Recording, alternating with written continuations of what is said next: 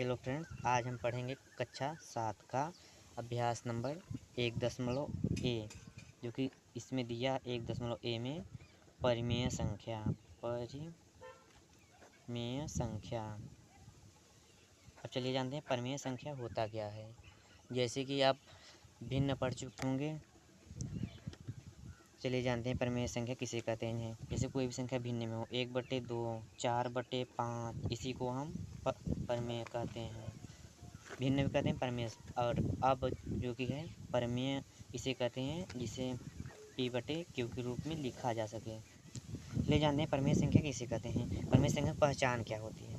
परिमेय संख्या जो कि होती है जिसके अंश ऋणात्मक हों, जैसे कि 2 और हर धनात्मक हो 4, ये होती है परिमेय संख्या।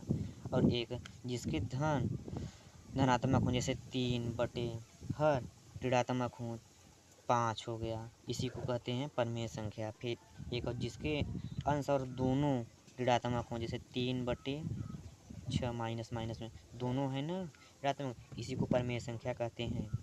चलिए देखते हैं जो कि अभ्यास 1.a का जो कि दिया है, निम्नांकित पूर्णांकों को परिमेय संख्या के रूप में लिखिए जिसका हर एक हो। अब इसी को हमको करना है परिमेय संख्या के रूप में। जैसे कि यहाँ पे दिया है ना -7, इसी को हम परिमेय संख्या में करते हैं। परिमेय संख्या में करने के लिए मैं पहले बताया इसे P/Q के रूप में लिखा जा सके, उसी को परिमेय संख्या कहते हैं। अब ये तो P/Q के रूप में लिखा नहीं है, इसीलिए।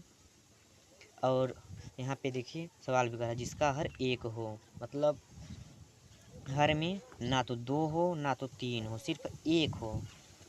जैसे कि 5/1, 4/1, ना कि 6/2, 3/4, ऐसे ना 1 हो सिर्फ। ले देखते हैं पहला सवाल क्या कहता है। यहाँ पे दिया है -7 दिया है ना, इसी को हम परिमेय P/Q के रूप में लिख सकते हैं। यहाँ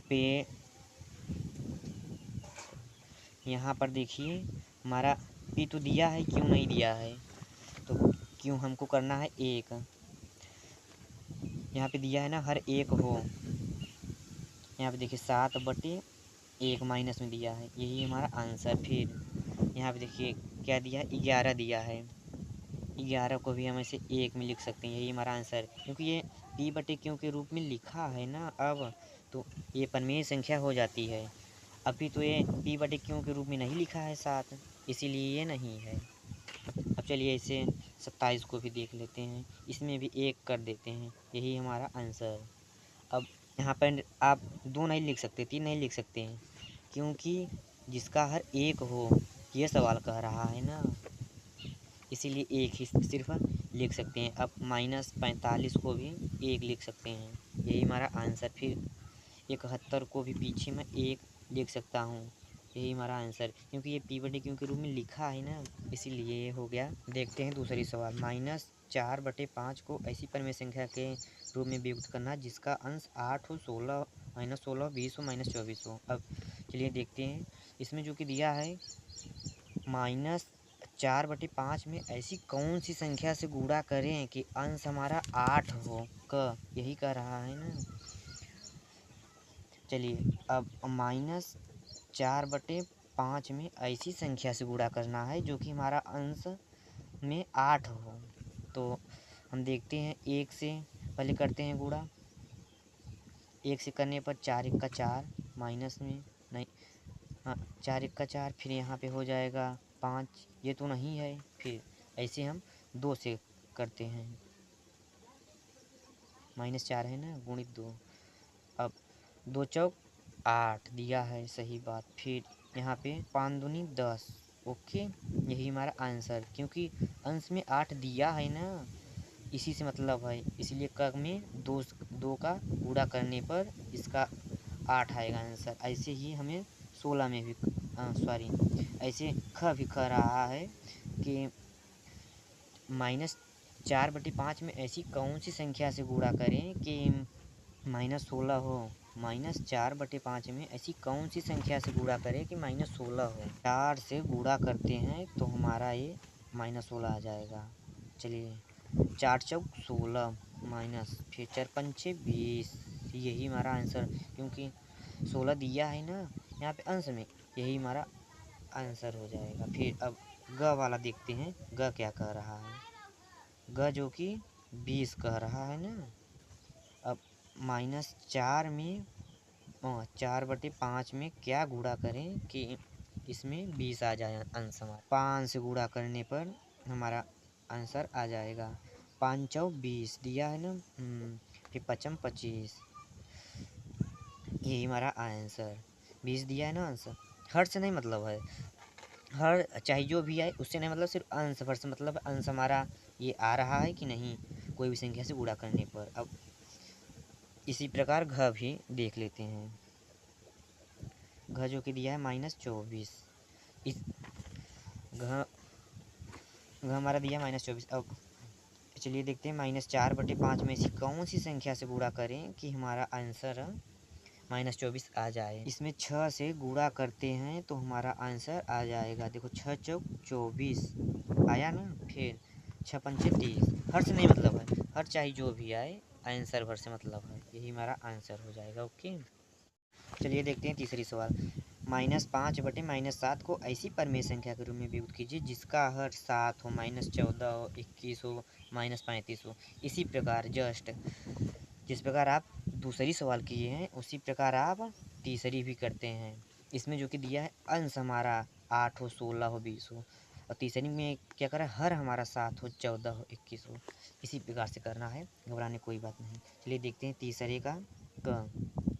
तीसरे का हमारा दिया है 7, दिख रहा है ना। ओके, तीसरे का हमारा दिया है 7। इसमें जो कि क्या करना है, -5/-7 में ऐसी कौन सी संख्या से गुणा करें कि हर हमारा 7 हो। ऐसी कौन सी, चलिए 1 से गुणा करते हैं तो हमारा 7 ही वैसे आएगा हर में। 5 1 का 5 7।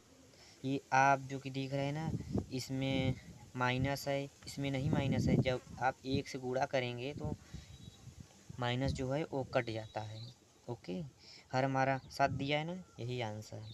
फिर आप इसी प्रकार ख भी करते हैं। ख में क्या दिया है, -14। फिर -5/-7 में आप ऐसी कौन सी संख्या से गुणा करेंगे जो कि इसका हर इतना हो, -14 हो जाए। वो से गुणा करेंगे तो हमारा हर -14 हो जाएगा। यहाँ पे 5 दूनी 10 माइनस में होगा।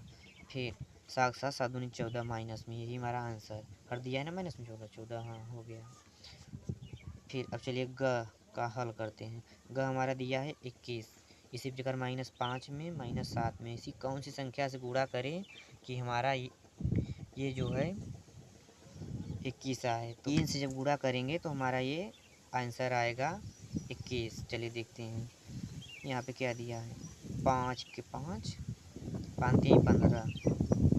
ओके, फिर बटे 7 3 21, यही हमारा आंसर हो जाएगा। 7 3 21 दिया है हर में, यहाँ पे भी कह रहा है हर हमारा 21। इसी प्रकार घ भी चलिए देखते हैं। घ हमारा -35 कह रहा है। ऐसी -5/-7 में कौन सी संख्या से गुणा करें कि हमारा ये आ जाए। चलिए 5 7 35, 5 से गुणा करेंगे तो हमारा आ जाएगा आंसर। 5 7 5 25, ये है। फिर 5 7 35 आ जाएगा ना, यही हमारा आंसर 35 है, यही हमारा आंसर। ओके, धन्यवाद। चलिए अगला सवाल करते हैं। चौथा जो कि कह रहा है, निम्नलिखित परमेय संख्या के हर को धनात्मक बताइए। मतलब ये जो दिया है -9/-11, इसी को हमें प्लस में करना है। -9/11, ये जो दिया है 11/-17, इसी को हमें प्लस में करना है। 11/-17, 11/17 करना है। ये जो दिया है -4/-19, इसी को हमें करना है -4/+19। इसी प्रकार से हल करना है। चलिए देखते हैं क। चौथे का क -9/11 दिया है ना, माइनस में 11 भी है, प्लस में करना है। तो गुणित में 1 1 का गुणा करेंगे तो हमारा ये 9/11 हो जाएगा, यही हमारा आंसर होगा। फिर अब चलिए ख देखते हैं। ख जो कि दिया है -11/17, इसमें इसमें भी जो कि माइनस में है ना, इसमें भी 1 का गुणा करेंगे तो माइनस सॉरी मिस्टेक हो रहा है।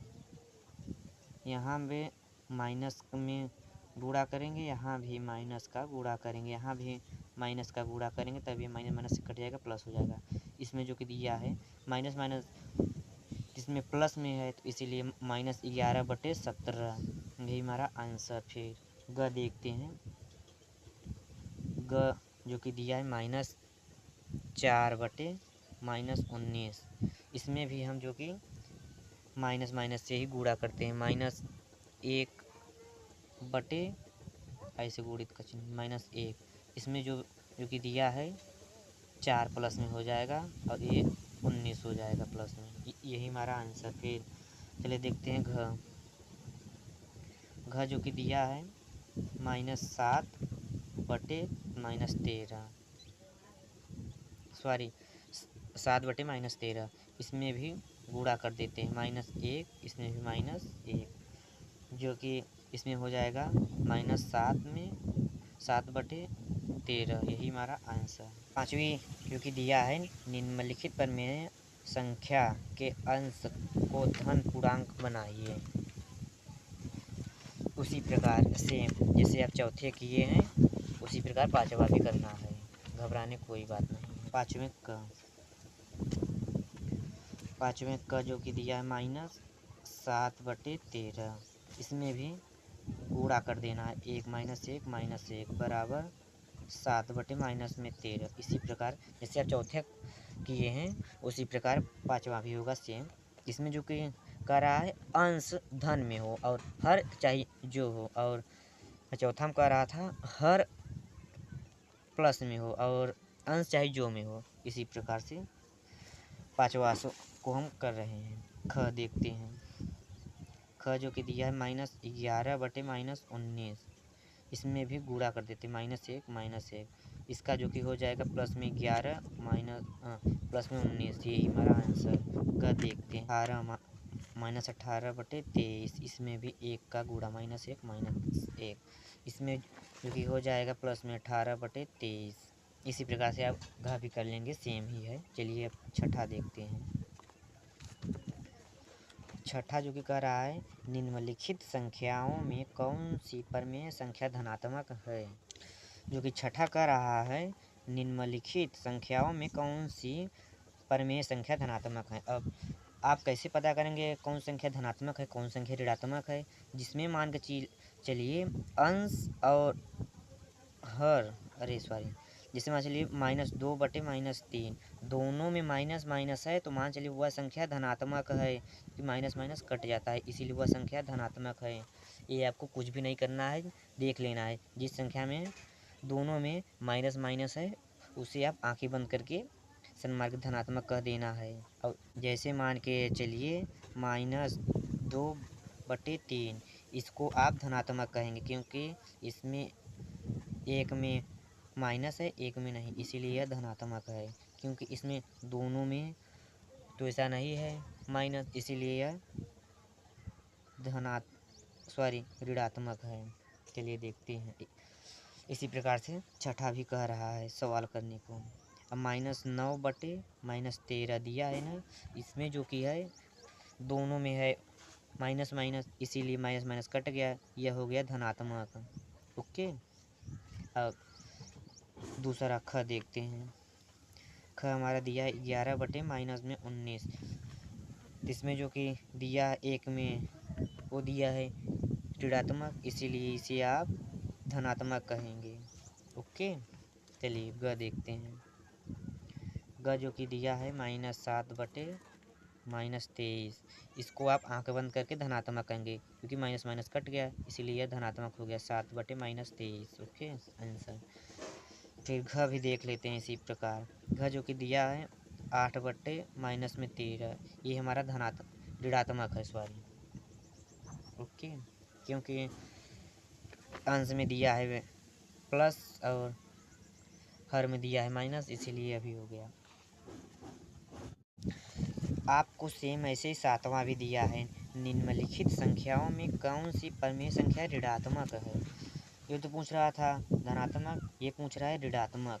अब देखते हैं क, सातवें का जो कि दिया है -7/11, ये हमारा ऋणात्मक है। ओके, क्योंकि एक में दिया है माइनस, एक में नहीं, इसीलिए यह ऋणात्मक है। अब ख देखते हैं, ख हमारा -6/-13। ये भी यार उड़ रहा है, हवा चल रहा है ना, इसीलिए रुको। इसमें जो कि दिया है दोनों में माइनस माइनस दिया है, इसीलिए माइनस माइनस कट गया, ये हो गया धनात्मक। फिर चलिए ग देखते हैं। ग हमारा दिया है 8/-23। इसमें जो कि दिया है माइनस दे दिया है हर में, इसलिए यह ऋणात्मक हो गया। ओके, फिर -21/-23 सॉरी, ये जो कि माइनस माइनस कट गया, ये भी हमारा धनात्मक हो गया। ओके, चलिए 8वां देखते हैं। निम्नलिखित परिमेय संख्याओं को सरलतम रूप में लिखिए। कुछ नहीं भिन्न है, घबराने कोई बात नहीं, थोड़ा सा। चलिए देखते हैं 8वां। निम्नलिखित परिमेय संख्याओं को सरलता रूप में कीजिए। जो कि 8वां दिया है, 8वें का क। ओके, -9/21। इसमें जो कि दिया अभी इसको छोटा करना है। अभी ये अरे इसको थोड़ा सा छोटा करना है, मतलब जैसे कट करना है। यहाँ पे दिया है, मान चलिए हम 3 से करते हैं, तो 3 त्रिका 9, 3 सते 21। यहाँ पे दिया है -3/7, 3 सते 21। यही हमारा आंसर। इससे छोटा अब नहीं होगा, इसी को हम लोग सरलता रूप कहते हैं। इसी को छोटा कर देना। फिर इसी प्रकार ख करते हैं। ख हमारा दिया -18/27 माइनस में, इसी को भी हम छोटा करते हैं थोड़ा सा। अब ये इसे 9 दूनी 18, 9 से काटेंगे, 9 त्रिक 27, इसका भी आंसर हो जाएगा -2/3। ओके, फिर इसी प्रकार ग देखते हैं। ग जो कि दिया है 21/-36, इसको हम 3 से काटते हैं, 7 बार गया, फिर इसको 12 आएगा माइनस में ना, नहीं सॉरी, ये आएगा 7 माइनस में 7/12। ओके, यही हमारा आंसर हो जाएगा। फिर अब चलिए देखते हैं घ। घ जो कि दिया है -36/64, इसको जो कि हल करते हैं, 4 से काटते हैं, तो 9 बार जाएगा। ओके, माइनस में फिर ये हमारे 4 से काटते हैं, तो 16 चौका 64 हो गया आंसर हमारा। माइनस में 9/16, यही हमारा आंसर। चलिए अब 9वां हल करते हैं। 9वां में जो कि दिया अपनी अभ्यास पुस्तिका में लिख कर रिक्त स्थान की पूर्ति कीजिए। यहाँ पे दिया है माइनस में 3/4 बराबर, फिर दिया है रिक्त स्थान बटे माइनस में 20, फिर बराबर रिक्त स्थान बटे माइनस प्लस में 28। इसी को हमें, ये जो दिया है डैश दिया है, इसी को हमें भरना है। क्योंकि पहले में क्या होगा, पहले में 15 होगा, फिर दूसरे में 21 होगा माइनस में, फिर तीसरे में ख। चलिए देखते हैं। ख जो कि दिया है -5/-8 बराबर रिक्त स्थान, फिर बटे 24, फिर बराबर 25 रिक्त स्थान, 25 बटे रिक्त स्थान, इसी को हमें भरना है। ख में जो कि दिया है एक में हमें भरना है 15/24, और फिर दूसरे में 25/40 ख में। फिर चलिए ग देखते हैं। माइनस नहीं दिख रहा, कहा है, सो सॉरी यार,